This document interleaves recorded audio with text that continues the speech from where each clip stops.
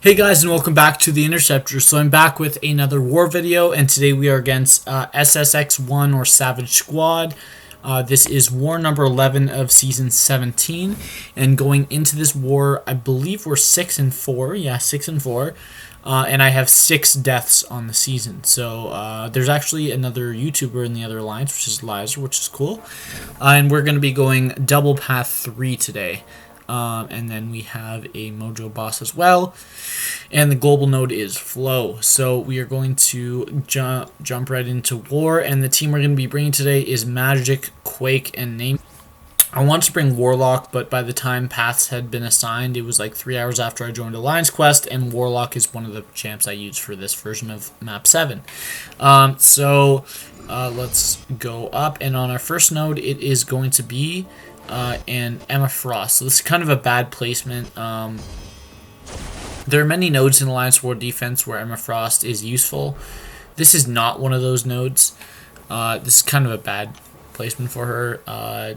Anyone bringing any champ that works to counter this will be very easily able to counter her as well. So we're just boosting up a little bit, but since I have 0 units left, basically everything, or sorry, 0 boost left, basically everything that I use is going to be bought. So we are going into this first fight, and the plan is to just intercept a lot. If we have to block bait a heavy, it's not a big deal. Probably have to do that a few times in this fight. But while she's not in her diamond form, we are going to try to parry again, just because it's safer. So right now, I was just trying to push her into her diamond, and then I actually missed a stand-up intercept. Wasn't able to block bait a heavy, so we just went for a regular intercept. I've become pretty good at fighting Emma, so evading that special one is not a big deal, but as long as I can keep pushing her to that next phase, we should be good. There I actually pushed myself into Imperious Rex, and due to Emma being immune to all debuffs while in diamond form, every medium I connect with her is actually going to give me one of my Imperious Rex charges, so it goes much faster. So that's the end of the first fight. We're ending the fight with 99% health. So very easy fight. Now let's go into the next one. So this is once again a pretty bad placement. So when you use Namor against this matchup of nodes and this combination of nodes and champion, it's kind of just way too easy. This could be a hard node if they place someone like MODOK on it. I think he's probably one of the hardest in the whole game on these nodes, but they didn't, obviously. So he's down to 40% already, and that's only 20 seconds into the fight. So this is clearly going to be a very fast fight. When we're using Namor, we're actually able to reverse the cold snap damage, so that was not a big deal at all. Actually, might be frostbite. I don't know which one's which. That fight goes down with one more hit after the special attack. So 35 hits is very fast. So now let's go into section 2. So I was actually not supposed to take this Captain Marvel, but I waited for like 5 hours and no one took it. So I took it. That's pretty much it. It wasn't like a Corvus or anything that was going to take this. They didn't need it for the Avenger charge, so I just went in. We are going to be boosting up a little bit, but I don't think we buy the the lesser champion boost. No, we don't. So this is Aggression Fury, but of course Captain Marvel is not a control champ, so this is just a normal fight. And Magic is, if not the best, one of the best in the whole game to counter Captain Marvel. You can very easily solo the boss in Act 6, the Captain Marvel boss with Magic, so not a big deal at all. In 6.4.4. So basically we're just baiting specials and throwing our special 2s. Every time we activate Limbo, it actually counts as energy damage, so she gets a burst of 3,400 damage twice a second. That's just from the Limbo, not counting anything else. Plus we have a class advantage, which is pretty significant. We throw another special 2, and I think it's just one more special 1 we need to throw here, and that's the win. Yeah, there we go. So she did actually get her her indestructible there, but it went away right away. So that's 50 hits. and let's go to section 2. So in our first node on section 2, we have a Mephisto. This is the node that I was going to use Warlock on, but this is why I also brought in Quake, because I don't need Quake for any other fights. Well, I shouldn't. Not saying I don't need Quake for another fight, but this is the only one I was specifically supposed to use Quake for. So, it actually helps out, because if this guy was running Mystic Dispersion and I messed up, I could have given him a full bar of power, and that would have been dangerous. But luckily, the way Mephisto works is you're actually immune to all buffs at the start of every fight. So basically, we don't even have to worry about that. We do get it later on, but I don't think we end up messing up in this fight. We go flawless in this fight, not taking a single blocked hit. So yeah, Mephisto is going down, but since we are not majorly boosted, we're not doing a ton of damage. Normally, when you use Quake in War, you use her with the Nick Fury synergy to get rid of your debuffs from suicides, and you run full suicides if you can afford to.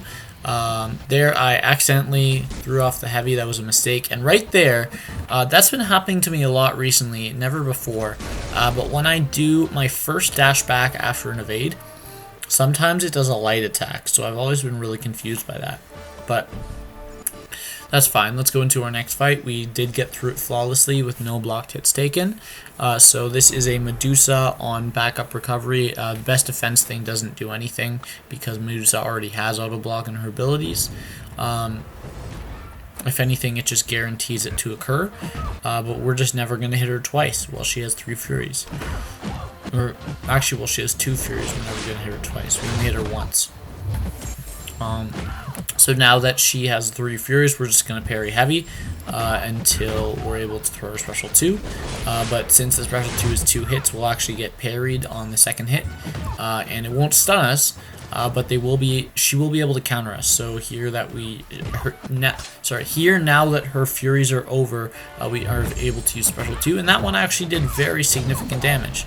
I was able to time power lock for while she was on her backup recovery, and then I was able to nullify that last Fury. So now we're just going to be spamming heavies in the corner until she gets to a bar of power, which is going to be after this next heavy, and then all we need to do is back up, parry, and then go in for the kill. So very fast fight. I love that matchup there, and I think we only lost like 2% health from block damage, something like that, so very good fight. And now if you notice the time on the clock, so it said 12 hours before that last fight, and now it says 6 hours. So I took that last fight at around 1 a.m. and then I went to bed and I woke up at 7 a.m. So if you see that guy on path 2, he was actually supposed to take this Mysterio, but I guess he didn't know or something, so I was told to take it when I woke up. But there was no nodes left on him, so I don't know why he didn't take that node. But yeah, I was the backup for that node, so I have to take it.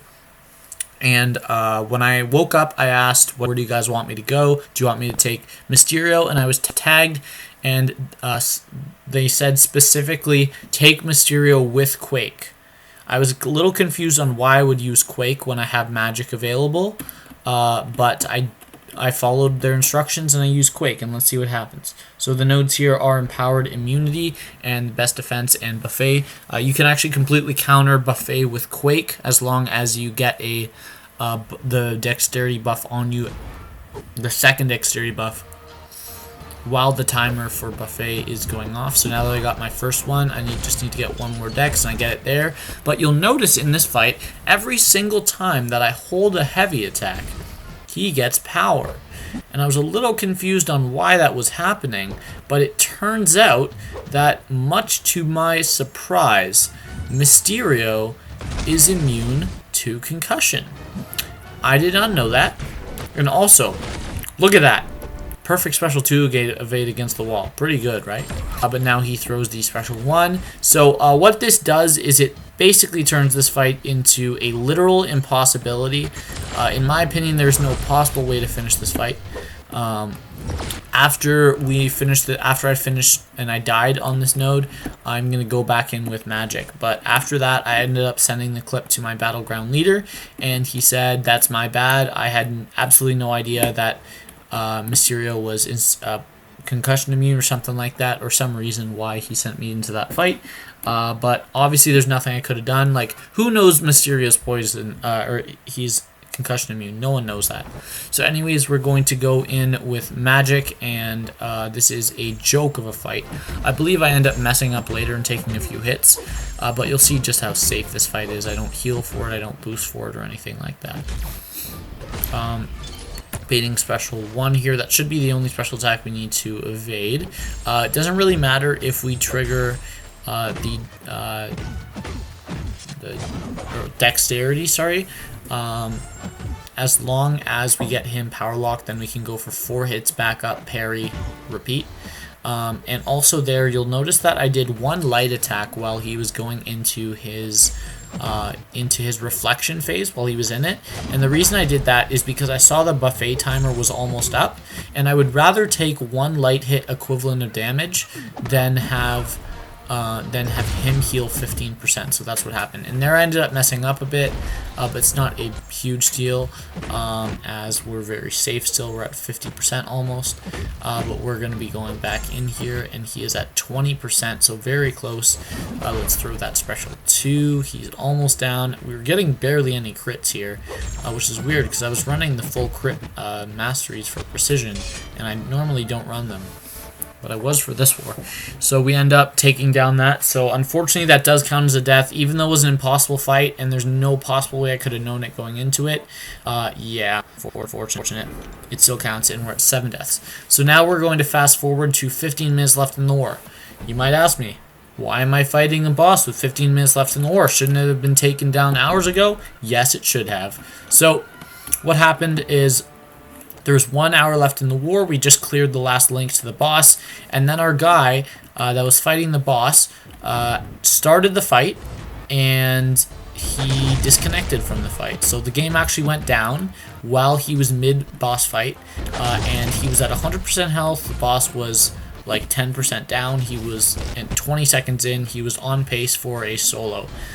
He was doing great. And then, yeah, everyone knows that the game went down at the end of War 11, but for us it was extremely unfortunate timing as we were fighting the boss, obviously. And we actually had none of the 3 bosses down. In all 3 battlegrounds total, we had 5 defenders up. 3 of them were bosses. There was 3 left in Battleground 3, and then the 2 bosses in Battleground 1 and 2 respectively. So what happened is, after the game disconnected, myself and the rest of the Alliance spent the entirety of the next 45 minutes or so, well, a half hour I think the game was down for, repeatedly staying on the app and reloading it to try to get back in over and over and over again. And it ended up working for one person. He got in, but he ended up dying 3 times, lost all of his champs to the Mojo boss, and that is what put him at the 80% when I come in. So I log on, and no one else is online yet. So I figure, okay, I must have been the first one to get online.